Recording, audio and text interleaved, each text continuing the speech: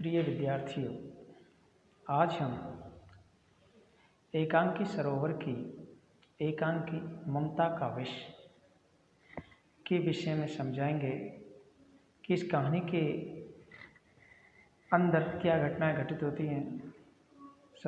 इस एकांकी के अंतर्गत क्या घटनाएं घटित होती हैं और इसका क्या सारांश है। तो सबसे पहले हम उस सारांश को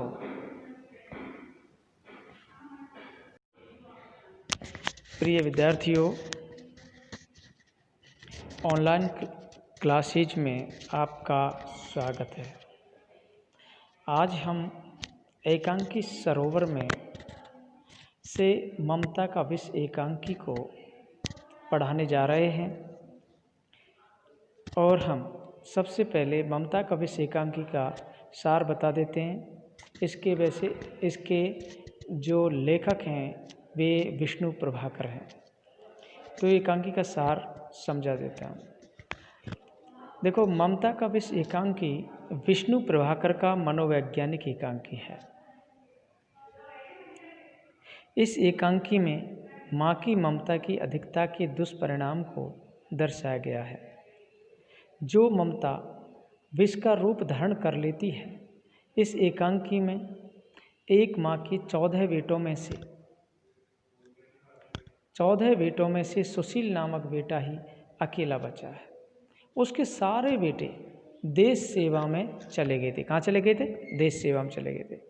सुनील भी देशभक्ति, कर्तव्य आदि की भावना से युक्त है और सुशील की माँ को शंका है कि कहीं ये भी मुझे छोड़कर नहीं चला जाए।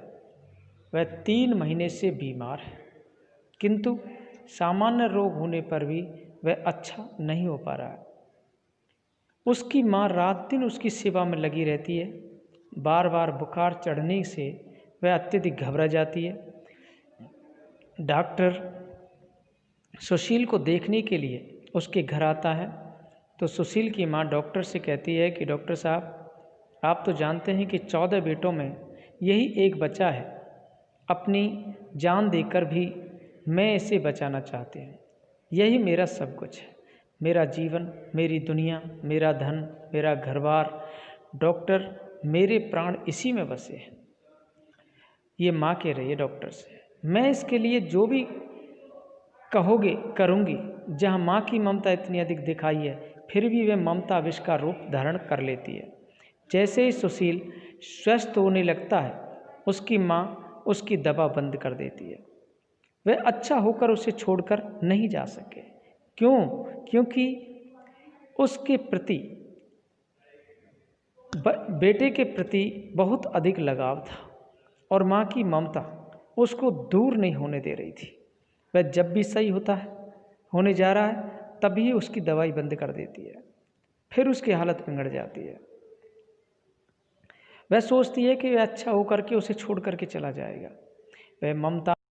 वह ममता में ऐसी पागल हो जाती है कि उसे यह नहीं पता कि ऐसा करने से उसके बेटे की जान जा सकती है। डॉक्टर के शब्दों में, माँ अपने ही हाथों से बेटे की हत्या कर रही है, पर वह जानबूझकर कुछ नहीं करती।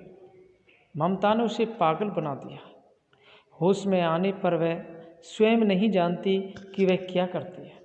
वह उसे अपना समझती है, केवल अपना। यही स्वार्थ है, यही ममता का विष है। तो बच्चों, ये था, मैंने इसका सारांश समझा दिया है। अब मैं विस्तृत रूप से इस ममता के विष एकांकी को आप सभी के लिए पढ़ाने जा रहा हूँ। तो सुनो, ये जो ममता का विष एकांकी है, इसके पात्र हैं सुशील, पिता, माँ, डॉक्टर, चंद्रा। ये इसके पात्र हैं। तो देखो, प्रारंभिक संगीत के बाद तानपुरे पर ध्वनि मंद से तीव्र होता है और सुशील के खांसने और कराने का स्वर उभार कर छा जाता है। एक क्षण बाद वह पुकारता है। सुशील कहता है, माँ आ, माँ आ। माँ दूर से माँ कहती है, आई बेटा, अभी आई, दूध ला रही है। क्या बात है बेटा? सुशील कहता है माँ पिताजी अभी नहीं आए, कहाँ रह गए? माँ कहती है पता नहीं बेटा, कहाँ बैठ जाते हैं, शायद डॉक्टर के पास चले गए होंगे। क्यों, कुछ मांगना था क्या? सुशील कहता है मैंने उनसे कॉलेज की फीस भेजने को कहा था, पता नहीं भेजी या नहीं। माँ कहती है तुझे तो बेटा बस एक ही बात की रट लग जाती है कि पहले तू अच्छा तो हो जा, फिर जाने की बात सोचना। तीसरी बार बुखार उतर कर चढ़ा है। सुशील कहता है माँ तुम सदा शंका करती रहती हो, मैं अब बिल्कुल ठीक हूँ, इस बार उतर कर बुखार फिर नहीं चढ़ेगा। माँ कहती है मैं तो यही चाहती हूँ बेटा तुझे बुखार कभी नहीं चढ़े, पर हर बार डॉक्टर की कोशिश करने पर भी वह चढ़ी आता है।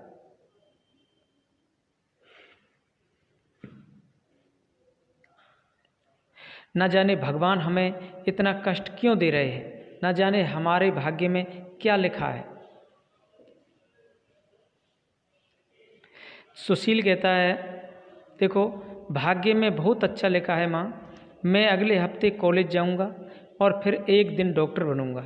माँ कहती है भगवान करे बेटा तेरी भाका फले फूले और मुझे वह दिन देखने को मिले, पर यह तो बता अपने भाइयों की तरह तू भी ये तो मुझे छोड़कर नहीं चला जाएगा। सुशील कहता नहीं माँ मैं यहीं रहूँगा। माँ कहती है इस कस्बे में? सुशील कहता है हाँ माँ, इधर दूर दूर तक कोई अच्छा डॉक्टर नहीं है, रोग बेरोक टोक शिकार खेलते रहते हैं। भला ऐसी हालत में देश कैसे उन्नति कर सकता है? माँ कहती है तुम्हें तो बेटा बस देश की लगी रहती है।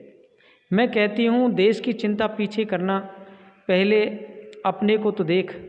सुशील कहती है माँ मैं ही तो देश हूँ। माँ कहती है तुमसे कोई नहीं जीत सकता, आखिर तुम ये बातें कहाँ से सीखते हो? सुशील कहता है तुमसे माँ। माँ कहती है मुझसे? सुशील कहता है हाँ माँ, तुम्हारे ही तो बेटे हैं और तुमने ही तो हमारा सृजन किया है। माँ कहती है बेटे तो तुम मेरे ही हैं, पर मुझे तो ये बातें आती नहीं, फिर मुझसे कैसे सीखते हो?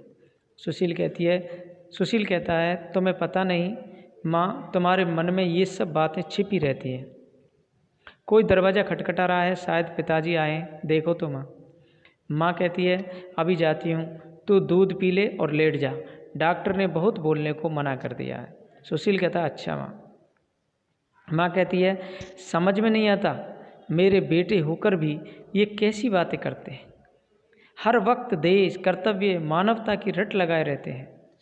यही रट लगाते लगाते इसके भाई सब चले गए। ये भी पता चल जाएगा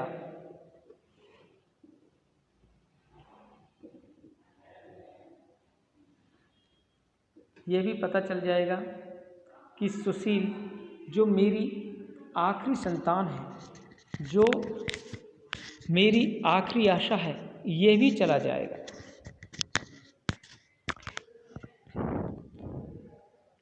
खोलती हूँ, अभी खोलती हूँ, किवाड़ खुलने का स्वर आता है, बड़ी देर कर देती है चौंक कर। कौन? चंद्रा कहती है चाची नमस्ते, मैं हूँ चंद्रा। माँ कहती है चंद्रा अरे तू कब आई बेटी? नमस्ते बेटी नमस्ते, भगवान तुझे सुखी रखे, तेरा सुहाग बना रहे, तू सतपूती हो, ये अंदर आ। तो चंद्रा कहती है आई चाची, अभी शाम को ही आई हूँ। माँ ने बताया कि सुशील 3 महीने से बुखार में पड़ा है, 3 बार उतर कर बुखार फिर चढ़ाया है। ऐसा कैसा बुखार है? माँ कहती है क्या बताऊँ बेटा कैसा बुखार है, मेरी तो वह बात है बेटी, ना जीने का सुख, ना मरे का दुख, ना जाने मेरी मौत कहाँ छिपी है। आँख मिच जाए तो दुनिया का जंजाल छूटे, जीते जी की ममता है, मेरे पीछे क्या होता है कौन देखता है? चंद्रा कहती है चाची तुम तो बहुत दुखी हो रही हो, ऐसी बात मत कहो, भगवान सब ठीक करेंगे। माँ कहती है क्या ठीक करेंगे, कुछ करते तो क्या ये दिन देखने को मिलता, क्या जाने यही दुख दिखाने को उन्होंने मुझे 14 बेटे दिए। चंद्रा कहती है 14 बेटे? आपके 14 बेटे थे? माँ कहती है हाँ बेटी 14 बेटे थे और आज मेरे पास केवल एक बचा है, वह भी जाने की रट लगाता रहता है। चंद्रा कहती है सुना है चाची, आपके कुछ बेटे तो देशावर कमाने गए थे। माँ कहती है पर मुझसे क्या पूछ कर गए थे, जब जी में आया चल दिए। मैं तो जैसे उनकी कुछ थी ही नहीं, देश ही उनका सब कुछ था। 3 तो किसी बम पार्टी में थे। कौन कह रही है? माँ कह रही है इस बात को। चंद्रा कहती है बम पार्टी में? सच? माँ कहती है हाँ बेटी, एक दिन एक लड़का आया, वह सब कुछ बता गया था। वह भी इनकी तरह घर से भागता हुआ था। बहुत दिनों की बात, फिर तो उनकी कोई खबर ही नहीं मिली थी। चंद्रा कहती है और बाकी कहाँ पर गए चाची? माँ कहती है 7 तो बचपन में ही राम ने बुला लिए थे बेटी। 3 बड़े होकर बम पार्टी में चले गए, 2 कहीं समंदर पार के देश में चले गए, 2 कहीं समंदर पार के देश में चले गए। उनका तो कुछ पता ही नहीं, उनका तो कुछ पता ही नहीं लगा जीते हैं या मर गए। मेरे पास तो सब ठीक हो गए, जैसे जैसे थे ही नहीं। कुशल से कुछ आशा थी, उस पर बड़ी मिन्नतें मानी थी। जात बोली चढ़ावे चढ़ाए, पर वह भी ठीक विवाह के दिन स्वर आंसुओं से रुंध जाता है और बोल नहीं पाती है, संगीत तेज होता है। चंद्रा कहती है हाँ चाची, माँ सुना रही थी बड़े चाव से, तुमने उसका विवाह रचाया था, बड़े ठाठ किए थे। पर वही बात है कि मेरे मन कुछ विधना के मन कछु और। सुना चिट्ठी लिख गया था। माँ कहते चिट्ठी लिखने में क्या, चिट्ठी लिखने से क्या बनता है, बेटा तो गया ही, मुझे किसी ने कुछ समझा ही नहीं। सदा कहते रहे माँ तुमसे भी एक बड़ी और माँ है। किस बड़ी माँ की बात कर रहा है? कि ये जो देश, जो भारत माता है उसकी बात कर रहा था, उसको माँ को वह बताता था। चंद्रा कहती है तुमसे भी बड़ी माँ वह कौन है? माँ कहती है बेटी, वे लोग देश को बड़ी माँ कहते थे कि वह तुम्हारी भी माँ है, वह हम सबकी माँ है। कुशल भी यही लिख कर रह गया था, बड़ी माँ ने बुलाया, जा रहा हूँ मेरी राह ना देखना। न जाने किसने तुम्हें ये सिखाया था। हम जिन्होंने उन्हें पाला पोसा, उनके लिए कष्ट सहे, उनके कुछ भी नहीं रहे, और वे जिन्हें कोई जानता तक नहीं, उनके सब कुछ हो गए। चंद्रा कहती है सचमुच बड़ी बुरी बात है ना। न जाने चाची दुनिया का क्या होगा, पर कुशल का कुछ पता तो लगाया होगा। माँ कहती है पता कौन लगाता, बाप तो उनका जैसा है दुनिया जानती है। लोगों ने जब ढूंढने को कहा तो बोला ढूंढना बेकार है, जो रहना नहीं चाहता उसे रोकने की कोशिश करना, उसे और खोना। मेरा काम तो उन्हें पाल पोस कर बड़ा करना था, वह मैंने कर दिया, आगे वे जाने, उनका काम जाने। चाची उन्होंने भी ठीक कहा था, और वह क्या करते, औलाद ही बस में ना रहे तो माँ बाप क्या करे। पर खैर चाची, जो हुआ सो हुआ। सुशील को देखो, उसका ध्यान रखो, 2-1 महीने में इधर ही रहूँगी, आ जाया करूँगी। अब तो उसका बुखार उतर गया। माँ कहती है बुखार तो 3 बार उतर चुका है। चंद्रा कहती है नहीं चाची, अब नहीं चढ़ेगा, ऐसी आशंका मत करो, भगवान सब ठीक करेंगे।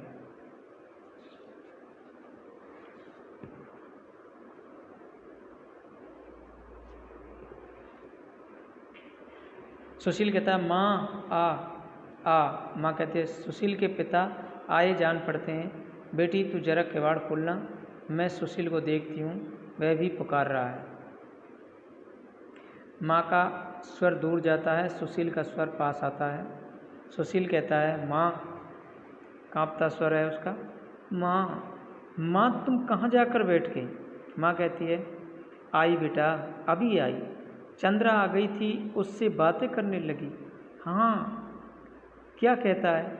सुशील कहता है माँ मुझे जाड़ा लग रहा है, कंबल तो देना। माँ कहती है जाड़ा? तुझे जाड़ा लग रहा है, तुझे फिर बुखार आ रहा है? हे राम। सुशील कहता माँ कंबल लाओ, कंबल मुझे कपकपी चढ़ रही है, जल्दी लाओ। माँ कहती है अभी लाई, अभी। ओह भगवान तुम क्या करना चाहते हो? भगवान तुम मुझ पर दया करो, चंद्रा तेरे चाचा आए, जरा जल्दी से उन्हें यहाँ भेज। चंद्रा कहती है कि चाची डॉक्टर साहब भी आ रहे हैं। माँ कहती है डॉक्टर? ओ भगवान, डॉक्टर आ गए? डॉक्टर साहब सुशील। डॉक्टर कहता सुशील तो अब ठीक है ना, क्या बात है? अरे सुशील को कंबल क्यों उड़ाया है, आप घबरा क्यों रही है? माँ कहती है सुशील को फिर जाड़ा लग रहा है। डॉक्टर साहब ये क्या हो रहा है? डॉक्टर कहता है सुशील को फिर जाड़ा लग रहा है। पिता कहता है सुशील को फिर जाड़ा चढ़ रहा है। चंद्रा कहती है सुशील को फिर बुखार आने वाला है। माँ कहती है डॉक्टर साहब, डॉक्टर साहब। डॉक्टर कहता है आप घबराइए नहीं, मुझे ज़रा देखने दीजिए। हेलो सुशील, क्या हाल है? सुशील कहता है डॉक्टर साहब नमस्ते। डॉक्टर कहता है नमस्ते जनाब। यह क्या कर लेते हो बार बार? शरीर के शत्रु से ऐसी मित्रता करना ठीक नहीं है। भाई देखूं तो हाथ, भाई देखूं तो हाथ। अब सुशील कहता है कुछ नहीं डॉक्टर साहब वैसे ही जाड़ा चढ़ाया है, ठीक हो जाएगा। पिताजी आए हैं क्या? पिता कहता है हाँ सुशील क्या बात है? सुशील कहता मेरी फीस भेज आए। पिता कहता कल मैं शहर जा रहा हूँ, सब ठीक कराऊँगा, पर पहले तू तो ठीक हो जा। सुशील कहता ठीक तो हो गया था पिताजी, आज फिर जाड़ा चढ़ाया है, ये भी उतर जाएगा। मैं कॉलेज अवश्य जाऊँगा, 5-6 दिन की देर हो जाएगी तो क्या है, आप मेरी फ़ीस अवश्य भेज दीजिएगा। पिता कहता भेज दूँगा, तू चिंता मत कर। डॉक्टर कहता सुशील को डॉक्टर बनने का बड़ा चाव है, ये अवश्य बनेगा। देर सबीर की कोई बात नहीं है, इसका परीक्षाफल इतना सुंदर है कि वह बहुत जल्दी ही वह अपनी कमी पूरी कर लेगा। हाँ ज़रा जीभ दिखाना। हूँ कुछ बद परहेजी तो नहीं की?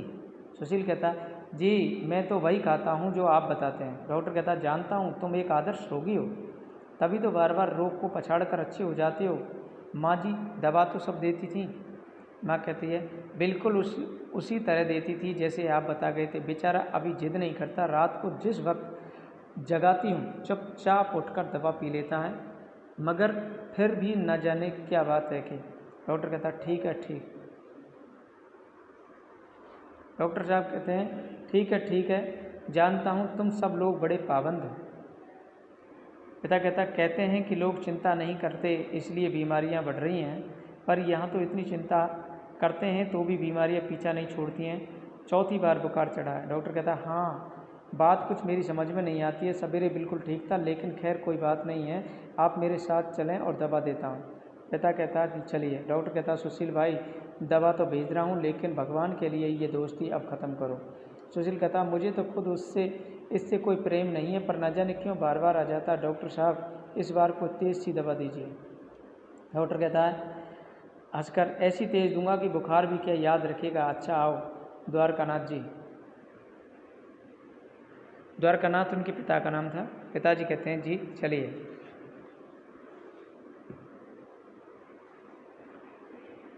देखो दोनों के जाने के पश्चात गूंजते हैं, दूर जाते हैं। माँ कहती है बेटी चंद्रा तू जरा सुशील के पास बैठ, मैं अभी आती हूँ। चंद्रा कहती है अच्छा चाची मैं बैठी हूँ। पश्चात दूर जाते हैं और फिर पास आते हैं। अब माँ कहती है डॉक्टर साहब। डॉक्टर कहता है जी क्या बात है? कहते हैं क्यों डॉक्टर साहब कोई खतरे की बात तो नहीं है? डॉक्टर कहता है नहीं घबराने की कोई बात नहीं है, इस बार मलेरिया है, वक्त पर उतर जाएगा। माँ कहती उतर जाएगा? डॉक्टर कहता हाँ क्यों नहीं उतरेगा? माँ कहती कब तक उतरेगा? डॉक्टर कहता है 4-5 दिन लग सकते हैं, पर बार बार ये बुखार आना ठीक नहीं है, ये बंद होना चाहिए, कमजोरी बढ़ती है। ये तो सुशील की इच्छा शक्ति है जो उसकी रक्षा कर रही है। माँ कहती है डॉक्टर साहब आप तो जानते हैं कि 14 बेटों में यही एक बचा है, आप अपनी जान देकर भी इससे बचाना चाहती हूँ। यही मेरा सब कुछ है, मेरा जीवन, मेरी दुनिया, मेरा धन, मेरा घर परिवार। डॉक्टर मेरे प्राण इसी में बसे हैं, मैं इसके लिए जो भी कहेंगे करूँगी। डॉक्टर कहता है जानता हूँ माँ जी, माँ बेटे के लिए सब कुछ कर सकती है, आप घबराइए नहीं, अभी सेवा करते जाइए और 4-5 दिन में बुखार टूट जाएगा। प्रसन्न रहिए और रोगी को प्रसन्न रखिए, बस बाकी मैं देख लूँगा, आज ही जाकर बड़े डॉक्टर से सलाह करूँगा। माँ कहती है आपकी बड़ी कृपा है डॉक्टर साहब, आपके सहारे ही हमारी गाड़ी चल रही है, भगवान आपकी इसका बदला देंगे। और डॉक्टर कहता है ठीक है मैं माँ जी अपना काम करता हूँ, मेरा तो यही पेशा है। अच्छा आप बैठिए, मैं दवा भेजता हूँ। दवा तो आप देती है ना? माँ कहती है जी हाँ। डॉक्टर कहता है बस ठीक है, ठीक समय पर दवा देते रहिए, हो सका तो मैं रात को ही सुई लगाने आऊँगा। स्वर दूर जाते हैं, पश्चात मिटते हैं और फिर उठते हैं। स्वर पास आते हैं। डॉक्टर और द्वारकानाथ जाते जाते बातें करते हैं तो टांगों के सामने का स्वर उठता है फिर मिटता है और द्वारकानाथ जी टांगों के नीचे जाते जाते बचते हैं। डॉक्टर कहता है द्वारकानाथ जी बचिए। पिता कहता है ओफ, इन टांगों ने तो जीना दूभर कर दिया है। पिता कहता है डॉक्टर साहब आखिर ये क्या बात है, सुशील को बार बार बुखार क्यों आता है? डॉक्टर कहता है मुझे स्वयं अचरज है, कुछ समझ में नहीं आता। जैसे ही रोगी में शक्ति होती है, रोग उसे फिर आदत पहुँचता है। पिता कहता है ये क्रम चलता रहा तो क्या होगा? डॉक्टर कहता है यही मैं सोच रहा हूँ, इसका प्रबंध होना चाहिए। पिता कहता है आप बताइए क्या किया जाए? डॉक्टर कहता है अभी तो सुई लगाता हूँ कि फिर समस्या पर विचार करूँगा और डॉक्टरों को दिखाऊँगा। शायद सुशील को कहीं बाहर भी भेजना पड़े तो जलवायु बदलते ठीक रहता है। पिता कहता है डॉक्टर हम लोग गरीब आदमी हैं, पर आप जो कहेंगे करेंगे। दुनिया को ये नहीं कहने देंगे कि सुशील के माँ बाप ने लालच में आकर सुशील को खो दिया। डॉक्टर कहता ठीक है, मैं आप लोगों को अच्छी तरह जानता हूँ। एक एक करके आपके सभी बेटे आपको छोड़ करके चले गए और आप होके लिए जा रहे हो। पिता कहता बेटे अपना काम करते हैं और माँ बाप अपना। डॉक्टर साहब दुख मुझे भी होता है, पर दुख करने से क्या है, मैं उन्हें पा सकता था। हाँ, उसकी माँ की बात दूसरी है, बेचारी ने अपने को मिटा ही डाला, फिर मिला उसे भी कुछ नहीं। इसलिए सोचता हूँ सुशील बना रहे हैं तो उसे कुछ शांति मिलेगी। डॉक्टर कहता सुशील अवश्य बना रहेगा जी, मेरा मन कहता है कि एक दिन सब कुछ ठीक होगा। मैं अपनी ओर से कोई कसर नहीं रखूँगा, आप निश्चिंत रहिए। पिता कहता आपकी कृपा डॉक्टर साहब, आपकी दवा है। डॉक्टर कहता हंसकर दया और कृपा। अच्छा आइए आप बैठिए, मैं दवा तैयार करता हूँ।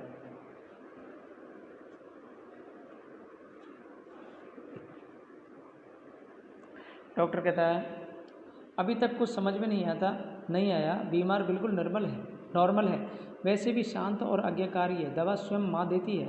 वह माँ जिसके 14 बेटों में वह अकेला बचा है, जान देने को तैयार है। फिर क्या बात है, कुछ तो है।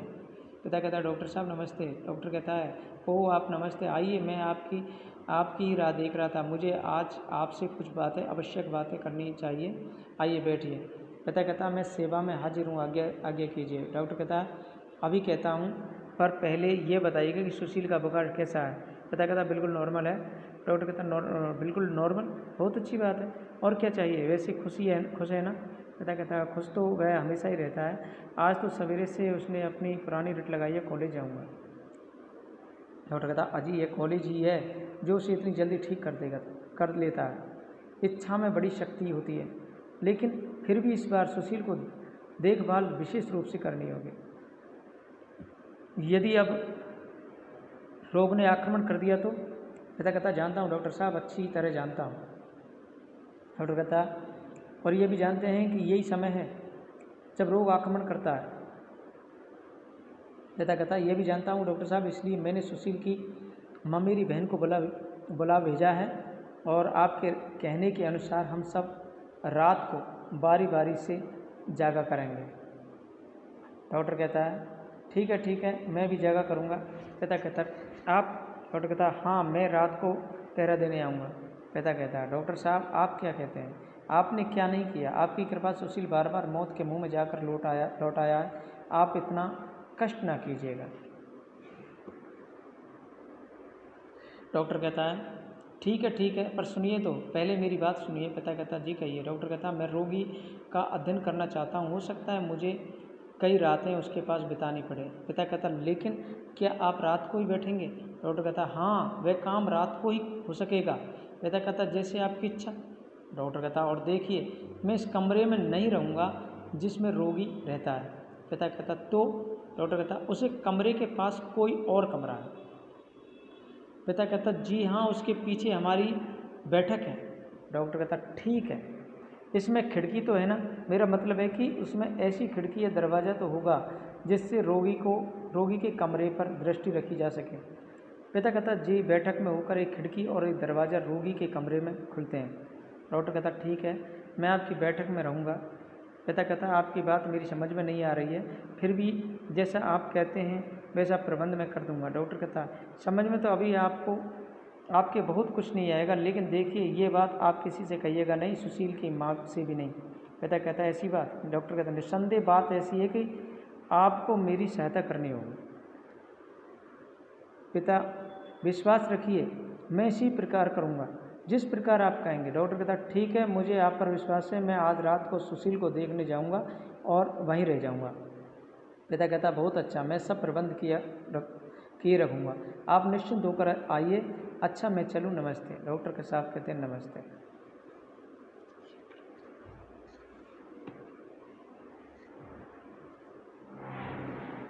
ये देखिए मैंने अपनी खाट खिड़की के पास खींच ली है, आप यहाँ आराम से बैठ सकते हैं। पिता कह रहा है इस बात को। डॉक्टर कहता ठीक है, यहाँ बैठकर मैं खिड़की से सब कुछ देख सकता हूँ। सुशील की चारपाई बिल्कुल सामने है और यहाँ से उसके पास आने वाला प्रत्येक व्यक्ति पर निगाह रखी जा सकती है। तो इसमें डॉक्टर ने अपनी ऐसी जगह पर काट रख दी है अपनी, जिससे कि उसका पता चल सके कि बीमारी का क्या कारण है, बीमारी सही क्यों नहीं हो रही है। पिता कहते हैं और अगर किसी समय वहाँ जाने की ज़रूरत हो तो दरवाज़ा भी पास है। डॉक्टर कहता है ओह ठीक है, ये और भी अच्छी बात है। हाँ क्या बज गया? पिता कहता 10 बजने वाले हैं। डॉक्टर कहता सुशील तो बड़े सुख से सो रहा है। पिता कहता आज उसकी तबीयत बहुत ठीक थी, सारा दिन कॉलेज जाने का प्रोग्राम बनाता रहा। डॉक्टर कहता बहुत बहादुर लड़का है, मुझे विश्वास है कि इस बार उसका प्रोग्राम नहीं बिगड़ेगा। पिता कहता आपकी कृपा है डॉक्टर, आपने मतलब क्या नहीं किया? डॉक्टर कहता आहा, आपने दिए का प्रबंध भी कर रखा है। पिता कहता हाँ वह तो मैंने कई दिन पहले ही कर दिया था, रात भर लैंप जलने से कमरे में एक प्रकार का कड़वा धुआं भर जाता है। डॉक्टर कहता ये कड़वा ही नहीं, जहरीला भी होता है। अच्छा आप सोना चाहते हैं तो सो जाइए, ज़रूरत होगी तो मैं जगा लूँगा। डॉक्टर कह रहा है किससे? पिता से, उसके पिता सुशील के पिता से। पिता कहता नहीं मैं बैठा हूँ, मैं भी देखूँगा।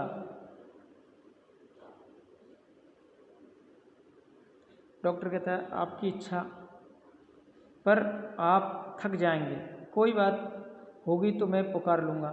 वह देखिए सुशील की माँ ने लैंप बुझा दिया, दिए का प्रकाश धुंधला है पर आँखों के लिए कितना सुख देने वाला है। पिताजी कहते हैं दिया हमारी प्राचीन सभ्यता का प्रतीक है, उसके प्रकाश में तेज नहीं है पर शांति है। डॉक्टर कहता लेकिन वह तेज किस काम का है जिसमें अशांति हो? बात यह है, देखिए जरा इधर देखिए। पिता कहता क्या है? डॉक्टर कहता सुशील की माँ कितने प्रेम से सुशील के कपड़े ठीक कर रही है। पिता कहता सच कहता हूँ डॉक्टर, इसने सुशील के लिए अपने आप को मिटा डाला है, फिर भी ना जाने उसका भाग्य रूठा हुआ है। डॉक्टर कहता सब ठीक हो जाएगा, आप चिंता ना करिए, आप लेट जाइए। सुशील की माँ लेट गई हैं, जब मैं लेटूंगा आपको पुकार लूँगा। डॉक्टर कहते हैं इस बात को। पिता कहता है कुछ पता लगा? डॉक्टर कहता है अभी कुछ नहीं। पिता कहता क्या बजा है? डॉक्टर कहता 2 बजने वाले हैं। पिताजी कहते हैं तो अब मैं बैठता हूँ, आप लेट जाइए, आइए।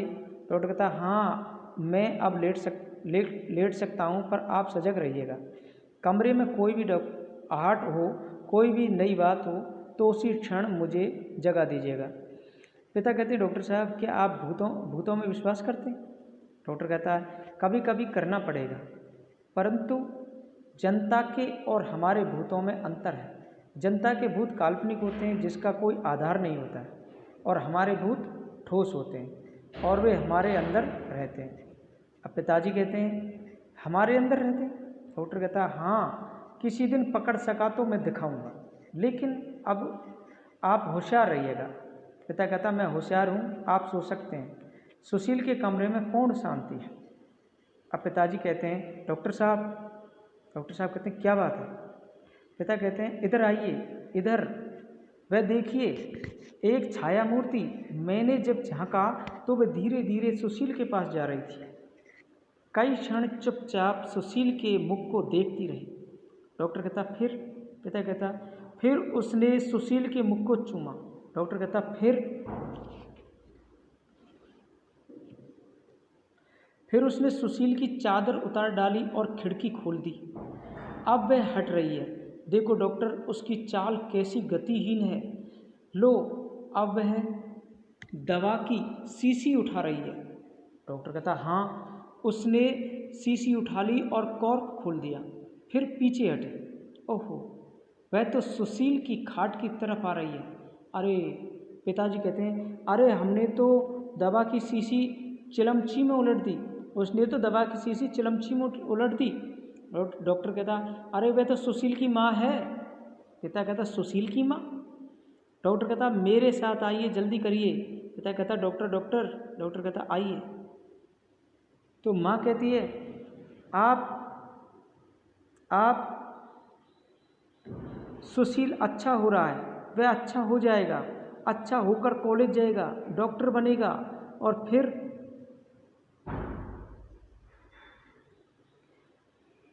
कहीं चला जाएगा, मुझे छोड़ जाएगा, वह फिर नहीं लौटेगा। उसके भाई भी नहीं लौटे थे। नहीं नहीं, वह मुझे नहीं छोड़ सकता, वह शहर नहीं जा सकता, नहीं जा सकता, मैं उसे नहीं जाने दूंगी, नहीं जाने दूंगी। ये माँ थी जो कि एक माँ की ममता इतनी हो गई थी कि वह अच्छा और बुरा उसे कुछ भी दिखाई नहीं दे रहा था। डॉक्टर कहता है, देखा, मुझे यही डर था। पिता कहता है, डॉक्टर डॉक्टर, मेरी समझ में कुछ नहीं आ रहा है, ये मैंने क्या देखा? माँ अपने हाथों से अपने ही बेटे की हत्या कर रही है। ओहो डॉक्टर। डॉक्टर कहता, हाँ, माँ अपने ही हाथों से बेटे की हत्या कर रही है, पर वह जानबूझकर कुछ नहीं करती। ममता ने उसे पागल बना दिया है। होश में आने पर वह स्वयं नहीं जानती कि वह क्या करती है। वह उसे अपना समझती है, केवल अपना। यही स्वार्थ है, यही ममता का विष है, जो अपना समझती है। माँ कहती है, मैंने उसे पाला पोसा है, यह मेरा बेटा है, मैं उसे कहीं नहीं जाने दूंगी। देखो डॉक्टर कहता है, लेकिन अब आप घबराइए नहीं, मैं रोग को पहचान लिया है, मैं सब कुछ ठीक कर लूँगा। आइए, पहले इन्हें होश में लाने की दवा दें, और हाँ देखिए, मेरे आने का इन्हें अब भी पता नहीं लगना चाहिए।